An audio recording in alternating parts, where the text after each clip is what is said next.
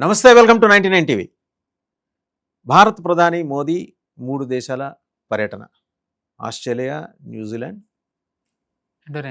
Indonesia. Australia, New Zealand, Indonesia. ఈరోజు నుంచి start అవుతుంది.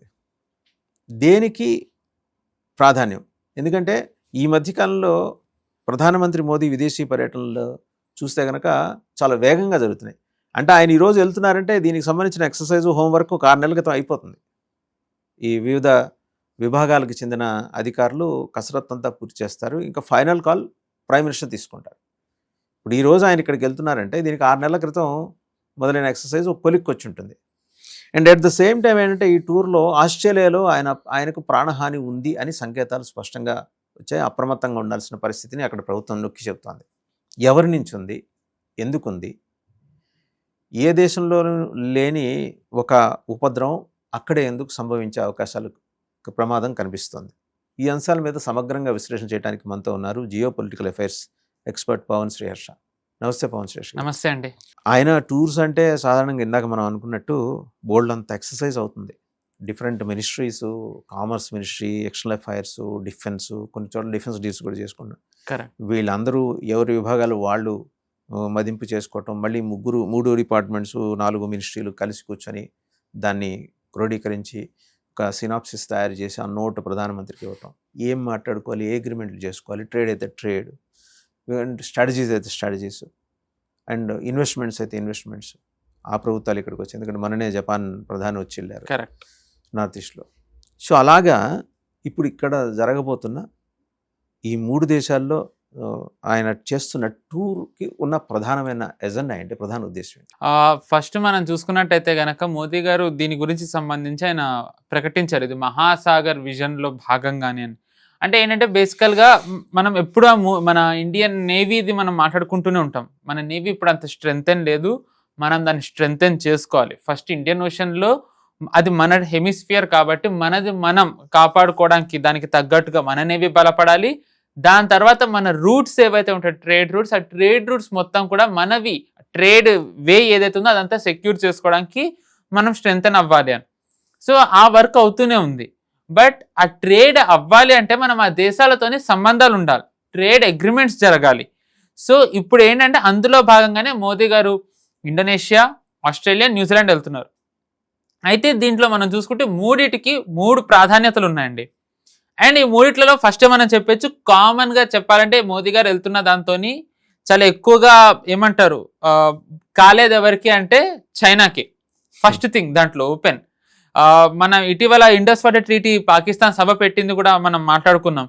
దాంట్లో చైనా వాణి వినిపించే ఒక స్పోక్స్ పర్సన్, చైనా నుంచి అఫీషియల్గా వెళ్ళే స్పోక్స్ పర్సన్, పాకిస్తాన్కి ఇండస్ వాటర్ ట్రీటీ కనుక ఆపినట్టయితే మేము బ్రహ్మపుత్ర ఆపేస్తాం ఎక్సెట్రా ఎక్సెట్రా అన్నారు.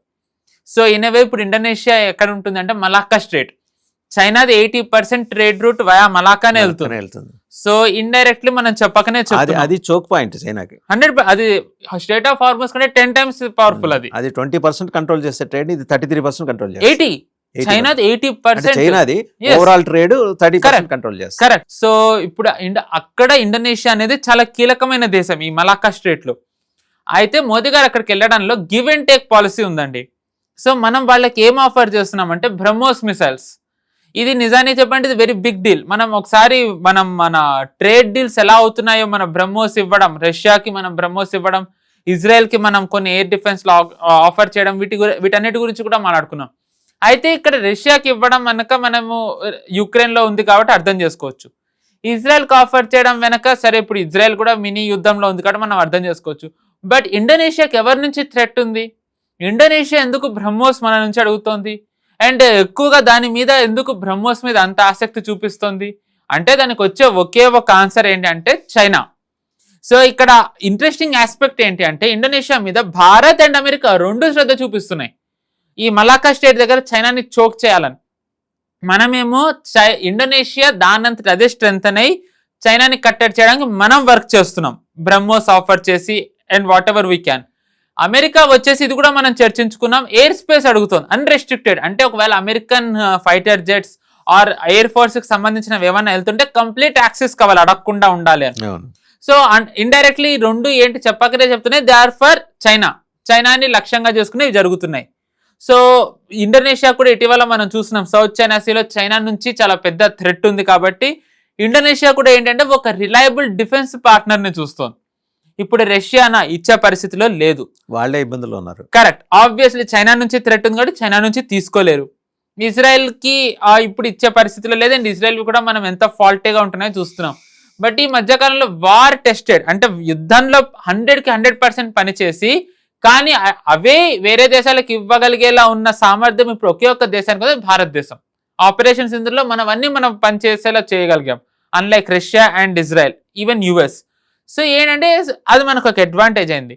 అండ్ మనం ఏవైతే అక్కడ మోస్ట్లీ వెపన్స్ కానీ ఏవైతే మనం అమ్యునిషన్ వాడామో అవన్నీ మనం ప్రకటించడంతో ప్రపంచ దేశాలు వాటి గురించి ఆరా తీయడం మొదలుపెట్టే మనం కూడా చెప్పాం. దీంట్లో BrahMos one very important selling point అయింది.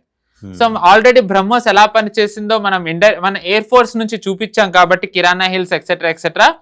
ఇండోనేషియా ఇప్పుడు దాని మీద ఆసక్తి చూపిస్తోంది. So why Indonesia is showing interest అంటే టు కంటైన్ చైనా. ఎందుకంటే one of the very few missiles that China అంటే భయపడేది ఏంటి అంటే BrahMos. So the moment South China సీలో ఒక దేశం స్ట్రెంథన్ అవుతుంది అంటే కనుక అది ఖచ్చితంగా చైనాకు కూడా తెలిసిందే దాని ఆటలు అక్కడ సాగవని. సో దాన్ని స్ట్రెంథన్ చేస్తుంది ఎవరు?